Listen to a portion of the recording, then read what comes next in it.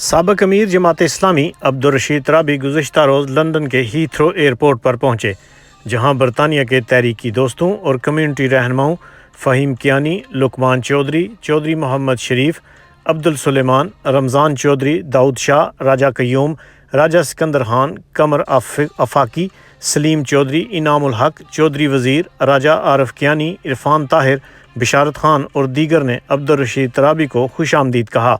بعد ازاں south hall میں عبدالرشید ترابی نے ایک پریس کانفرنس سے خطاب کرتے ہوئے کہا کہ تحریک آزادی کشمیر اس وقت ایک مشکل مرحلے سے گزر رہی ہے، مگر جموں کشمیر کے دونوں جانب کشمیری عوام کے حوصلے بلند ہیں، جن کے جذبہ آزادی کو سرد نہیں کیا جا سکتا۔